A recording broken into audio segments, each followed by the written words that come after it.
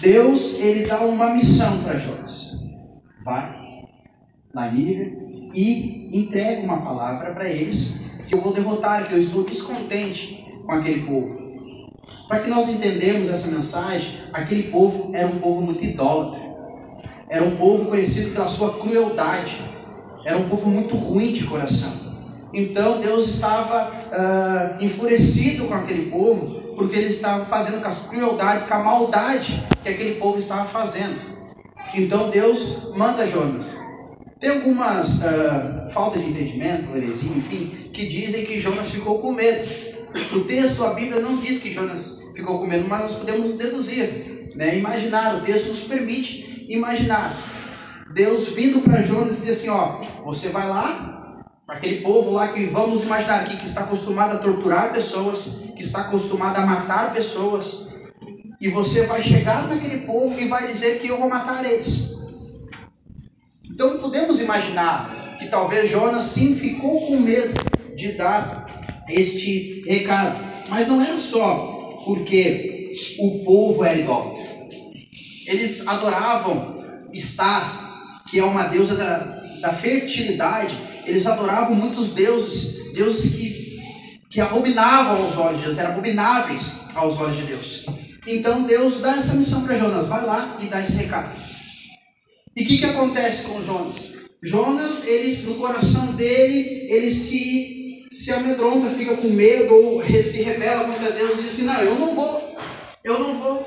E ele pega então, vai a Jope. Jope era uma cidade que fica à beira, como se fosse uma cidade portuária, como se fosse, vamos imaginar que todos tem mar aqui pertinho.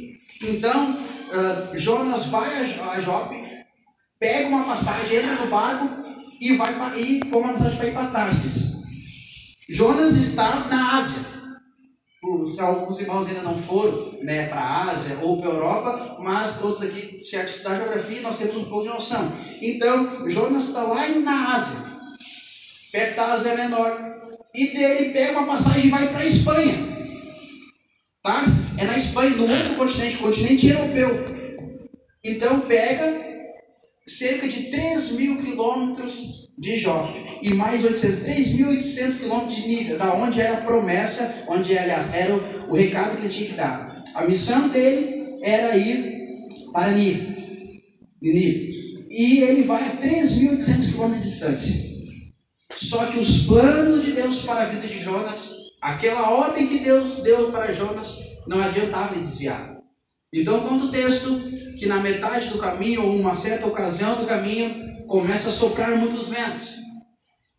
E o povo que está ali começa a ficar apavorado com o que está acontecendo. Você imagine, né? Fica fácil imaginar que todos aqui moram em região litorânea. Você lá no meio do alto mar e começa a soprar as ondas. E parece que o barco vai afundar, ia naufragar. Imagine hoje, né?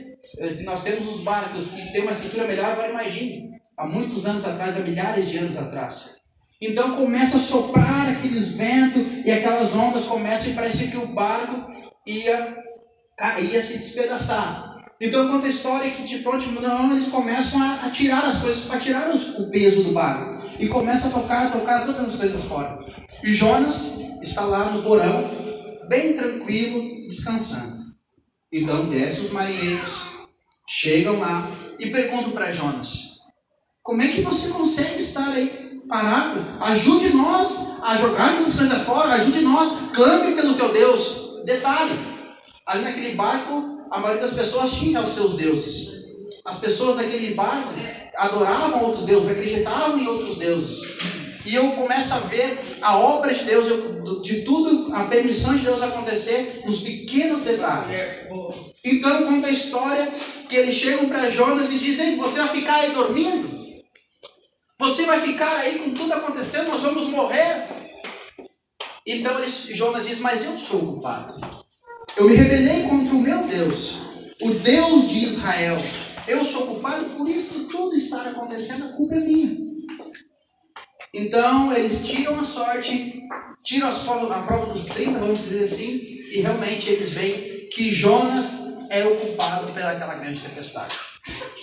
Só que eu acho legal e interessante desse texto que eles não, de mão eles pensaram assim, vamos tocar o Jonas no mar. Não! Eles ficaram com tanto medo do Deus de Israel que eles não falaram assim, ó, o que nós vamos fazer contigo? Olha para o teu Deus, o que nós possamos fazer para que isso acalme, para que isso pare. E Jonas diz, me atira ao mar. Me atira ao mar que vai parar na hora. E eles olham.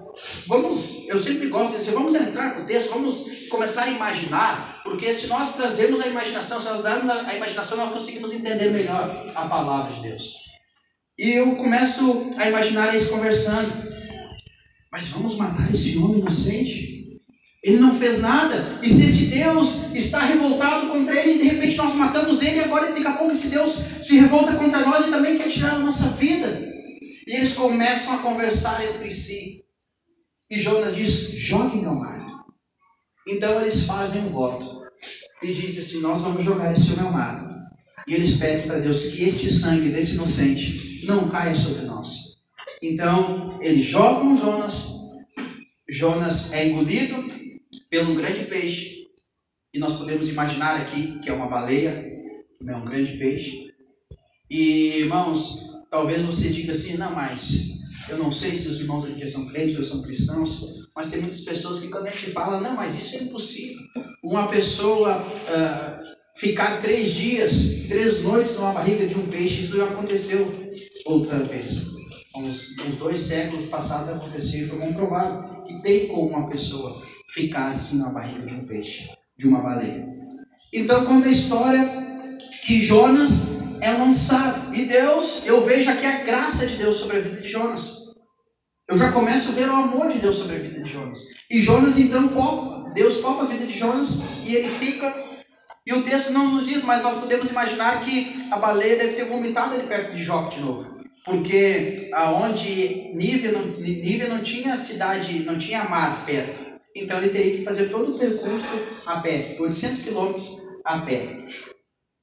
Então, quando Deus manda, dá o recado para Jonas, Jonas desobedece. Quando Deus dá o recado, Jonas, ele prefere morrer do que cumprir a promessa de Deus. Amém? Amém. Introduzi a palavra, creio que todos entenderam. Esta é a história de Jonas. Mas eu quero trazer para o teu coração, para a tua vida nessa noite. Eu quero ir para frente, que eu gosto de olhar bem nos olhos dos irmãos. Quero dizer para ti que muitas vezes nós somos que nem Jonas. Muitas vezes nós queremos fazer queda de braço com Deus. Muitas vezes Deus nos dá uma missão e nós queremos fugir dessa missão. Jonas ali, ele preferiu a morte do que obedecer. E quantas vezes, talvez você já passou na sua cabeça, eu prefiro morrer do que ser crente, eu prefiro morrer do que fazer a obra de Deus. Fazer a obra de Deus é muito difícil. Fazer a obra de Deus não é fácil. Ser crente, ser cristão não é fácil. Porque nós sabemos que tem problemas, que a vida do cristão não é só bonança. A vida do cristão, a vida do crente, não é só glória a Deus, aleluia, tem dias difíceis, tem dias de luta. Jesus disse que nós teríamos lutas, que nós teríamos aflições, mas que nós tivéssemos bom ânimo nos dias ruins.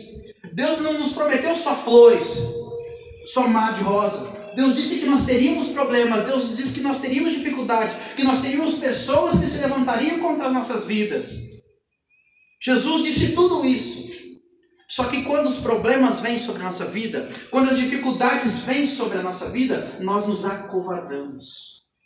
Nós ficamos com medo, nós queremos fugir. Só que eu gosto de uma palavra que a pastora Keila usa muito: o escolhido não tem escolha. Amém? O escolhido não tem escolha. Você pode tentar fugir da presença de Deus, você pode tentar ir para longe da presença de Deus, mas Ele é o Deus onipotente, Ele está sobre todos os lugares. E mais, Ele está no teu coração, na tua vida. A semente do Evangelho, o Espírito Santo está sobre o sopro da tua vida, Ele está dentro de você. E eu quero te dizer que se Deus tem te dado uma missão nessa noite, Deus tem te chamado para fazer a obra dEle. Deus poderia ter matado Jonas. Poderia. Quando foi lançado ao mar, E poderia ter erguido outro profeta e enviado para Nínive. Poderia. Mas Deus tinha um propósito individual com a vida de Jonas. Não era outro profeta, era Jonas.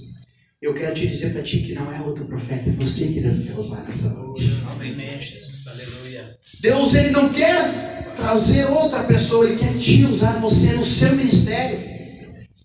E por isso que a gente vê uma rivalidade hoje de igrejas, de placa, de pastores. Eu sempre digo, quando eu vou ministrar sobre a vida de pastores, eu digo, o que é para ti, o que é para mim, é para mim, o que é para o fulano, é para o fulano. Deus tem um ministério para cada um. E a gente vê hoje uma briga interna dentro da igreja, uma briga por cargos, uma briga por cargos. Deus te colocou aqui nessa noite. Deus te chamou aqui nessa noite para te dizer que Ele tem um ministério chamado para a tua vida. E não é placa de igreja, não é instituição, não é nada que vai tirar isso de você. Independente do lugar que você cultuar, independente do lugar que você servir, Deus tem algo especial para a tua vida. Amém. Só que eu quero te dizer que quanto mais queda de braço você fazer com Deus, quanto mais você teimar com Deus, mais o vento vai soprar, mais as ondas vão bater no seu barco. Quanto mais você não se entregar totalmente para Deus, mais as ondas vão soprar. E eu vejo que até o momento que Jonas é expulso do barco, largado no mar, até aquele momento ele não estava disposto a renunciar, ele estava disposto a morrer. Ele estava disposto, Deus pode me levar. Mas lá na baleia, lá no fundo, lá do estômago daquele animal, daquele grande peixe, ele se arrepende. Ele diz, não, Deus, eu vou cumprir o teu chamado. Eu quero dizer para ti nessa noite, não deixe você chegar no fundo do poço para atender o chamado que Deus tem para a tua vida. Não deixe chegar sem ter mais alternativa nenhuma. Nós temos um ditado que se não vem pelo amor, vem pela dor. Nós temos esse ditado. Mas eu gosto de dizer que Deus ama você. Deus, Ele não quer te machucar. Quem é pai sabe que você às vezes não quer, dar uma surra no filho, mas a Bíblia, Provérbios, ensina que às vezes tem que pegar a varinha da correção. Às vezes você não quer, às vezes dói, bate o coração, mas é necessário. Então, mas que Deus é ruim, é esse que castiga as pessoas. Deus não é ruim, Deus é amor, mas nós esquecemos que Ele é justiça. E eu quero te dizer, não deixe as situações piorarem na tua vida. Se Deus te trouxe aqui neste lugar, nessa noite, Ele te trouxe para que você entenda isso. Diga sim para o chamado ministerial para a tua vida. Amém? Amém. Outra situação que eu vejo